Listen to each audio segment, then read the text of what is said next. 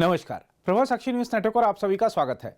राजस्थान में विधानसभा चुनाव से पहले सबसे बड़ा सवाल था कि रिवाज बदलेगा या राज। जनता ने राज बदलकर रिवाज कायम रखा और इस बार सत्ता की बागडोर बीजेपी को सौंप दी।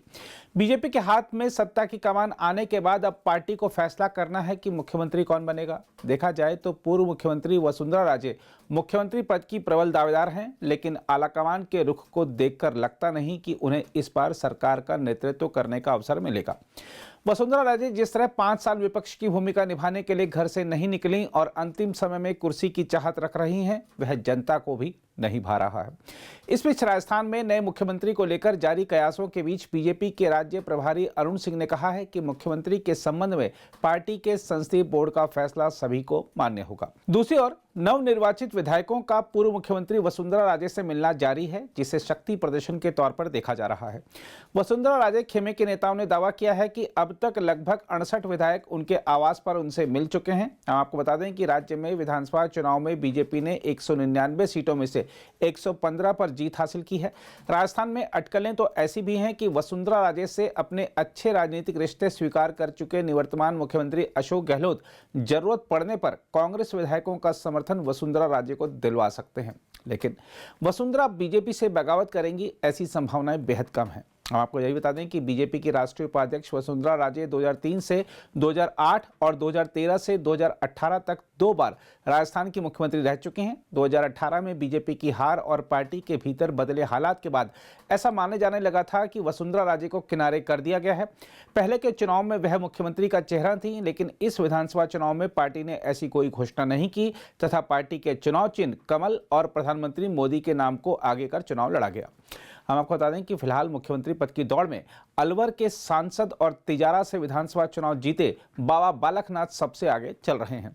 बाबा बालकनाथ के व्यक्तित्व का अंदाजा आप इसी से लगा सकते हैं कि आरएसएस प्रमुख मोहन भागवत भी हाल में उनके कार्यक्रम में शामिल हुए थे। यही नहीं, उत्तर प्रदेश के मुख्यमंत्री योगी आदित्यनाथ बाबा बालकनाथ के नामांकन के समय आए थे और उनके समर्थन में जनसभा को भी संबोधित किया था। यही नहीं, योग गुरु बाबा रामदेव तथा देश के कई प्रमुख संतों ने राजस्थान विधानसभा चुनाव के दौरान जनता से बालकनाथ को चुनाव जिताने की अपील की थी। देखा जाए तो सांसद बालकनाथ को उतारकर तिजारा विधानसभा सीट जीतने की जो रणनीति बीजेपी ने बनाई थी वह सफल रही। अब माना जा रहा है कि बीजेपी बालकनाथ को राजस्थान की कमान सौंपकर विपक्ष को कई संदेश भी देना चाहती है।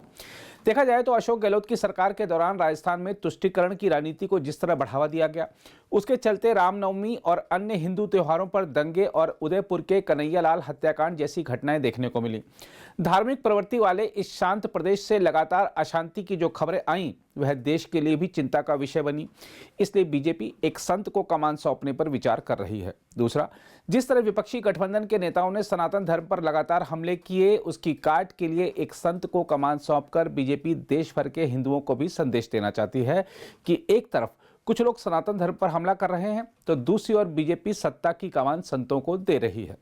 इसके अलावा जिस तरह बीजेपी के हिंदुत्व एजेंडे की काट के लिए अन्य पार्टियों के नेता भी चुनाव के दौरान मंदिर मंदिर जाते हैं, उसको देखते हुए भी बीजेपी यह संदेश देना चाहती है कि हिंदुत्व की राह पर चलने वाली असली और मूल पार्टी वही है। भगवा पर हो रहे राजनीतिक हमलों को देखते हुए बीजेपी भगवा को ही राजस्थान की राजनीति की कमान सौंपने पर गंभीरता से विचार कर रही है। इसके अलावा बालकनाथ मूल रूप से यादव समाज से आते हैं, जो कि ओबीसी श्रेणी में आता है। विपक्ष के नेता जाति जनगणना और ओबीसी का मुद्दा आजकल खूब उठा रहे हैं, इसलिए बालकनाथ का नाम आगे बढ़ाकर बीजेपी विपक्ष के सारे अभियान की हवा निकाल देना चाहती है। इन सब वजहों से महंत बालकनाथ इस समय मुख्यमंत्री की रेस में सबसे आगे चल रहे हैं। जहां तक उनके व्यक्तिगत परिचय की बात है तो आपको बता दें कि उनका जन्म 16 अप्रैल 1984 को कोहरणा गांव के एक किसान परिवार में हुआ था। उन्होंने 6.5 साल की उम्र में संन्यास अपना लिया था और घर छोड़कर आश्रम चले गए थे। बाल्यकाल में बाबा खेतानाथ ने उनका नाम गुरुमुख रखा था। वह 1985 से 1991 तक मत्स्येंद्र महाराज आश्रम में रहे थे। उसके बाद वह महंत चांदनाथ के साथ हनुमानगढ़ जिले के नाथावाली थेरी गांव में एक मठ में चले गए थे। बालकनाथ नाथ संप्रदाय के 8वें मुख्य महंत भी हैं। उल्लेखनीय है कि नाथ संप्रदाय में गोरख पीठ को इस संप्रदाय का अध्यक्ष माना जाता है और रोहतक की पीठ को उपाध्यक्ष। इस नाते बालकनाथ नाथ संप्रदाय के 8वें महंत माने जाते हैं। वह एक तरह से योगी आदित्यनाथ के गुरु भाई भी हैं। हम आपको बता दें कि कि महंत चांदनाथ ने 29 जुलाई 2016 को बालकनाथ को अपने उत्तराधिकारी के रूप में घोषित किया था। उस समारोह में उत्तर प्रदेश के मुख्यमंत्री योगी आदित्यनाथ और योग गुरु बाबा रामदेव ने भी भाग लिया था। महंत बालकनाथ सांसद और विधायक होने के अलावा समाज सुधारक, वक्ता व आध्यात्मिक गुरु भी हैं। वह बाबा मस्तनाथ विश्वविद्यालय के चांसलर भी हैं। हमेशा भगवा वस्त्र पहनने वाले और आध्यात्मिक छवि वाले बाबा बालकनाथ की गिनती बीजेपी के फायरब्रांड नेताओं में होती है। वह खुलकर हिंदुत्व की बात करते हैं और जब वह विधानसभा चुनाव के लिए नामांकन भरने आए थे और चुनाव के लिए प्रचार कर रहे थे, तब कई बार वह बुलडोजर से गए थे और अपराधियों को 3 दिसंबर यानी मतगणना के दिन तक प्रदेश छोड़ने की चेतावनी दे दी थी। हम आपको बता दें कि राजस्थान विधानसभा चुनाव के दौरान विभिन्न सर्वेक्षणों में भी बाबा बालकनाथ मुख्यमंत्री पद के लोकप्रिय दावेदार बनकर उभरे थे। बहरहाल बाबा बालकनाथ के राजस्थान का मुख्यमंत्री बनने की बढ़ती हुई संभावनाओं को देखते हुए संत समाज में खुशी की लहर है। ऑल इंडिया अखाड़ा परिषद के अध्यक्ष महंत रविंद्रपुरी महाराज और निरंजनी अखाड़ा के महामंडलेश्वर ललितानंद गिरी महाराज ने कहा है कि बाबा बालकनाथ की छवि सिर्फ राजस्थान में ही नहीं बल्कि पूरे देश में बहुत अच्छी है। यदि वह मुख्यमंत्री बनते हैं तो इससे समाज में एक अच्छा संदेश जाएगा। सुनने में हमको भी आया है, कहीं दिन से हम भी देख रहे हैं कि संत की मांग हो रही है। अभी पहले आप बनने दीजिए उनको। और मैं समझता हूँ अगर संत मुख्यमंत्री बनता है तो वो जो संत है, जो महाराज श्री, उनकी छवि बहुत अच्छी है, बहुत अच्छे संत है, योगी संत है। बाबा बालकनाथ जी का नाम है और मैं समझता हूँ उनका नाम राजस्थान में नहीं पूरे हिंदुस्तान में उनका नाम है।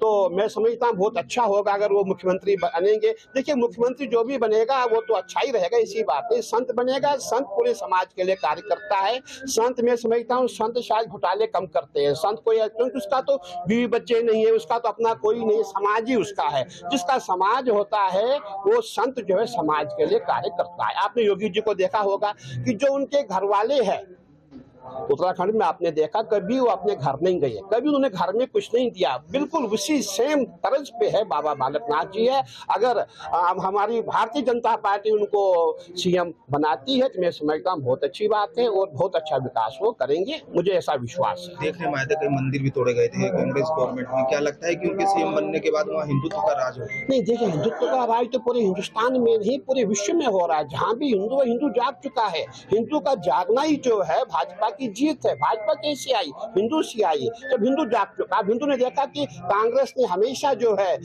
थोड़ी राजनीति की, इसलिए सब हिंदू एक हो गए और सभी भारतीय जनता पार्टी आ रही है, जगह जगह भगवा लहरा रहा है। और क्या चाहिए? पूरे विश्व में भव्य का परचम है और जितने भी हमारी विरोधी पार्टियां हैं सभी जो है शांत होकर के बैठ गई है। अब उनका कार्य समाप्त हो गया। भाजपा ये भाजपा पूरे या भारत में राज करे। तो आप मांग करते हैं कि बालकनाथ जी को मुख्यमंत्री बनाया जाए? नहीं, देखिए, मांग तो जरूर हमारे संत है और इससे जो है राजस्थान को फायदा हो जाएगा। राजस्थान के विकास में वो उनका जो है अच्छी वो योग्य व्यक्ति है, तो उनको बनाना मैं समझता हूँ बहुत जरूरी आवश्यक है। और बाकी ये भारतीय जनता पार्टी की बात है, हाईकमान की बात है, मोदी जी जिस पर जाएंगे वही बनेगा, जिस पर आशीर्वाद देंगे उसी को आशीर्वाद प्राप्त होगा। जिस तरह उन्होंने राजस्थान में काम किया, गाँव के लिए काम किया, हिंदुत्व के लिए काम किया। देखिए, जितने भी संत है, मैं आपको कहूँगा हर कोई संत, जितने भी संत समाज है, संत समाज अपने लिए काम नहीं करता है। संत हमेशा सनातन के लिए काम करता है। संत हमेशा जो वहाँ के लोग हैं उनके लिए काम करता है। जो संत बाल बच्चे वाला होता है वो संत नहीं होता है। संत वही है जो समाज के लिए लड़ता है, झगड़ता है, गाय पे काम करता है, सनातन पे काम करता है, वेद पे काम करता है, रामायण पे काम करता है, गीता पे काम करता है। संत हमेशा जो सनातन पे ही कार्य करते आए हैं। वैसे ही हमारे जो है बाबा बालकनाथ जी संपन्न है, वो उनकी बहुत बड़ी संस्था है और अगर वो राजस्थान के मुख्यमंत्री बनते राजस्थान को भी फायदा होगा, हरियाणा को भी फायदा होगा।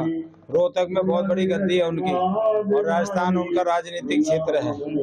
जिस तरह से योगी आदित्यनाथ जी ने कार्य करे, क्या लगता है कि उसी तरह से वो राजस्थान बनने के बाद वही पता लगेगा। हाईकमान की बीजेपी की बात अगर बनाती है तो बहुत अच्छी, हम तो संत का स्वागत करेंगे।